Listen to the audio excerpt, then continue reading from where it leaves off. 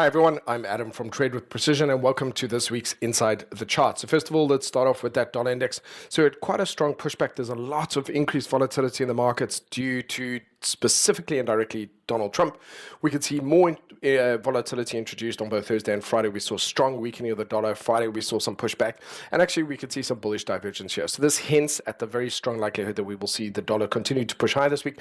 It'll have to test resistance levels, and then I'll be looking to see if we do ultimately continue lower or if we break the previous high. If we have a look now at the Dow, so let's have a quick look at the Dow. You can see here we have finished quite broken. Obviously some quite heavy sell-off days. When we go to the monthly, this is really where we tend to get our perspective.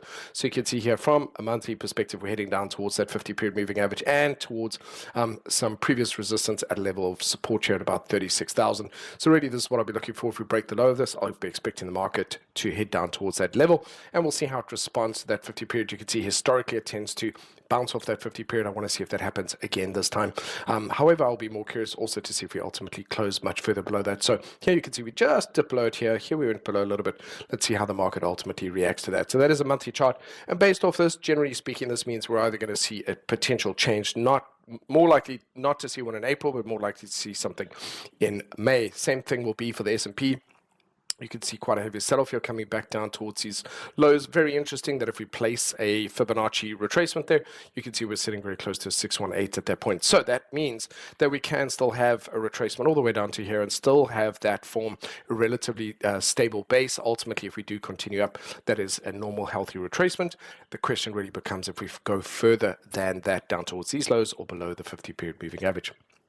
NASDAQ as well, again, this week if we break the low, we sold right into the close. I'm looking to see us head further down and to test these lower highs as well. Again, down towards that 50-period moving average, and we'll see if it then does have some form of support or bounce off that. Let's have a quick look here at the major currencies as well.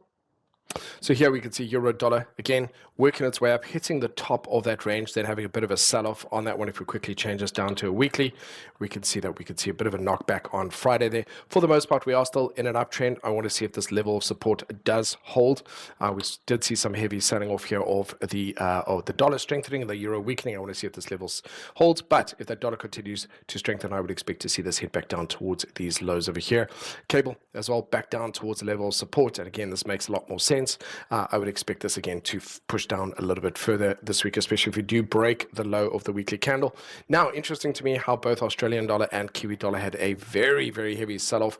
And actually, for the moment, the trend appears to be more bearish than bullish. I want to see if we have any pullbacks this week, and if we do find some resistance here and continue to the downside. The same with New Zealand dollar sitting right at a level of support right now. This will be interesting to me. Do we break down, continue further down, or do we actually find support here and reverse that? A lot of this will hinge on that dollar if it does weaken, but looking at that dollar index, it looks much more as though it's intent to push a little bit higher first before deciding what it wants to do in the medium term. Looking at dollar yen, again here we've got that bullish divergence. We've got some very strong bullish candles here, hinting at the stronger likelihood that we'll see a bit more pushback to the upside, hinting at a bit more of a stronger dollar. Same thing here with dollar CAD. We've got that bullish divergence, fresh lows. Looks as though it's going to come back up to test these levels of resistance, or possibly a little bit higher than that. And then finally here with dollar Swissy, you can see very much overextended to the downside. Strong bullish candle here. Not so much bullish divergence, but here I wouldn't be surprised to see a bit of a retracement, at least before potentially continuing to the downside. And so again, we could see with the Dow, heavy sell-off. Although I do expect at some point to have some retracements.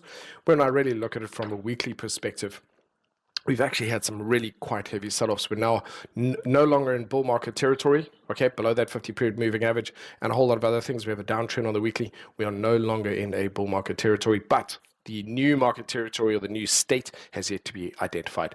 All right, so let's have a quick look through any of these. How's the FTSE coping? So the FTSE also having a heavy sell-off on Friday. You can see there's a lot of uncertainty globally at the moment, so that is an incredibly strong sell-off as well, with German equities as well coming back down towards the 50-period moving average. One of the heaviest sell-offs we've had since COVID, which is interesting because that was under the same administration. And again, looking at crude oil, one thing I do find interesting, we're starting to break through these levels. I've spoken about this in the past. This seems to have accelerated that. So really, if this level of support doesn't hold this week, I would expect this to continue to fall much lower. Let's have a quick look at gold. Gold's starting to show signs of exhaustion here on the weekly. If we break this low, I wouldn't be surprised to see gold heading down to back towards the moving averages and 2,900 area. Silver as well showing a lot of sell-off there below that 50-period moving average. I think furthest downside is to be anticipated. And then a final look at Bitcoin here, seeing a lot of wicks at the top some wicks underneath here. I think there's a lot of pressure, and it wouldn't surprise me if we did again see some downward pressure pushing down towards that 50-period moving average. So lots to be prepared for, lots to have a look at and monitor.